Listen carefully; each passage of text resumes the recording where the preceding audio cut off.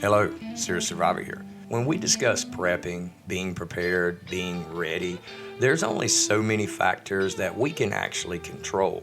We can control who we prep with. We can control what type of preps we have. We can control the skills that we learn, the abilities, the knowledge that we gain in practice. Now, there are so many things that are not only beyond our control, but can easily overcome us and make us victim to various situations and circumstances.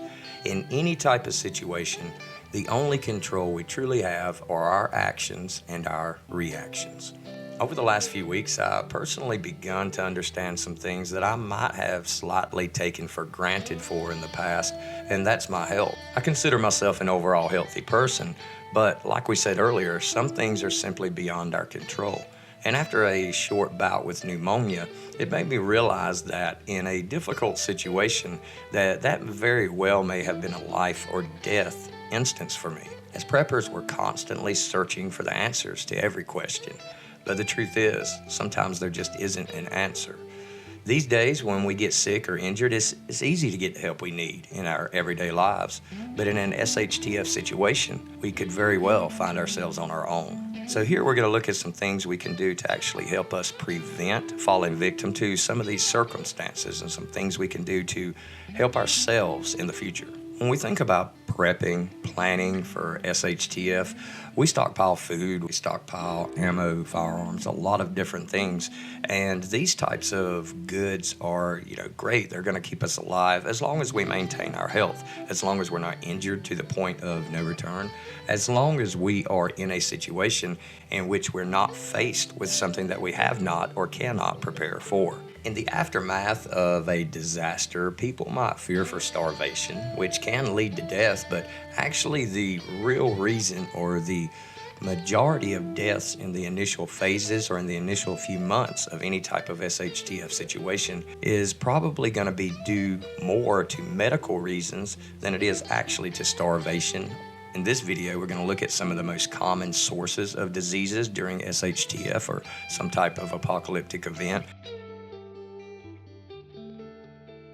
When the public water supplies stop, when water sanitation stops, then there will be a rise in deadly diseases at that point in time. And this brings in the need for water purification devices and methods. And this can't be stressed enough how important water purification is.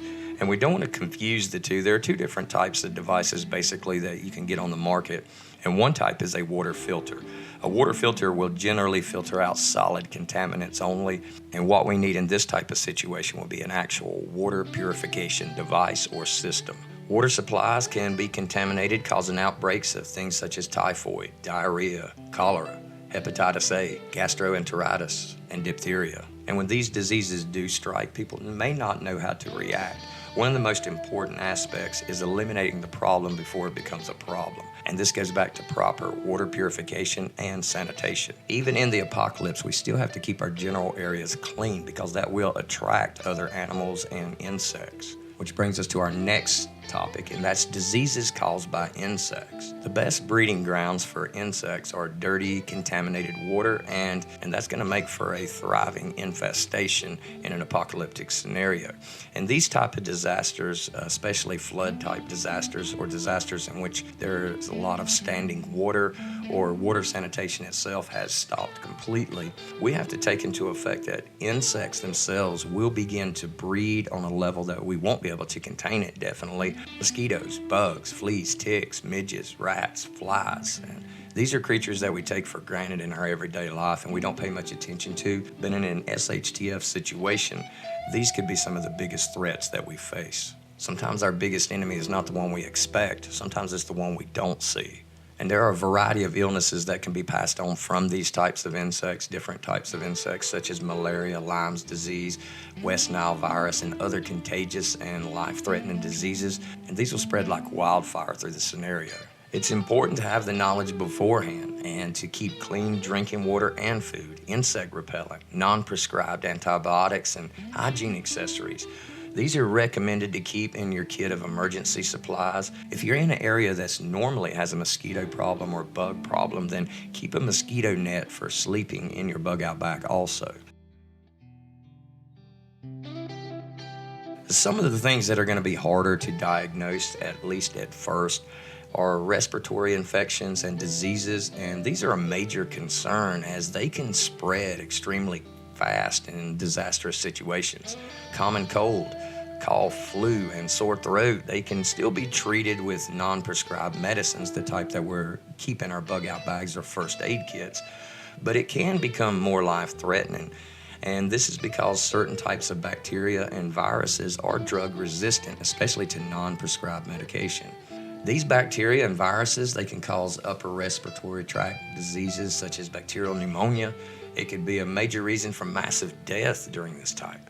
If we're not prepared for this aspect of SHTF, then it could very well be the smallest insect around that takes you down instead of the largest person with the largest gun. And that's what makes prevention one of the most important aspects of this. Can't stress enough keeping ourselves in a healthy condition, and that's not just for SHTF, that's for your everyday life. The healthier a person is, the better their body is going to be able to fight off certain types of viruses and bacteria. Prevention is the ultimate key here. If we are in the apocalypse and someone gets double pneumonia, there may not be anything we can do about that.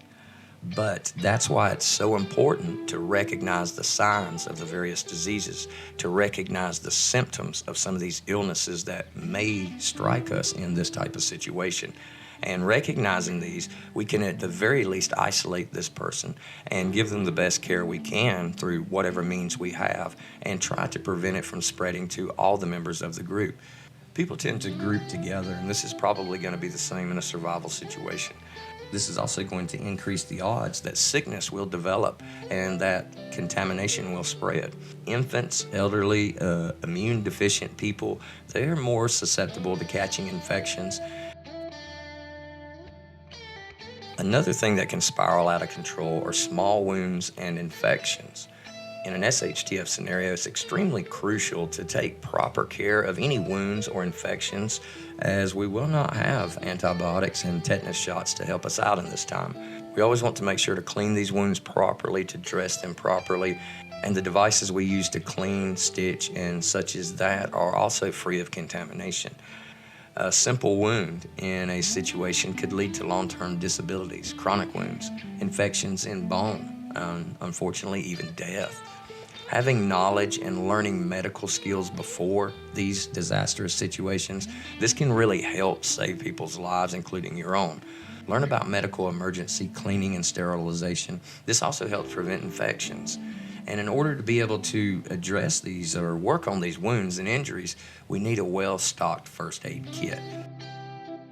Another way that disease will spread is foodborne diseases. We know that food plays a crucial role in survival and in our everyday lives, but this can also be a source of harmful bacteria if we're not careful. Foodborne diseases can be deadly, especially if we don't have access to immediate medical attention. Foods that come from animal sources, meat, eggs, dairy products, these can easily be contaminated. In survival situations, we know that sanitation will be compromised. We'll be doing the best we can, but we won't be working in the most sterile conditions. So it's going to be difficult to maintain cleanliness and thoroughness when we're cooking. And cooking food, we always want to make sure that our food is cooked thoroughly. Normal things that we take into account today would be even more important in an apocalyptic scenario, such as undercooked meat or eggs. This can result in infections that can cause fever, diarrhea, cramps that last several days, and this can even become very severe in some situations. Dealing with diseases for after SHTF begins now. It requires planning ahead, and this planning requires educating ourselves about disease prevention and treatment. Now, none of us are walking around with an emergency room in our backpack.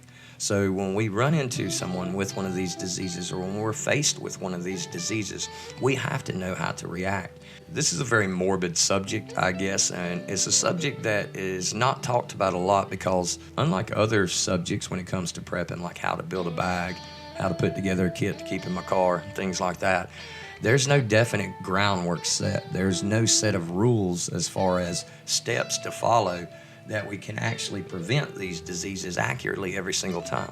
Diseases will spread, and this will be a contributing factor to loss of life in any type of apocalyptic scenario.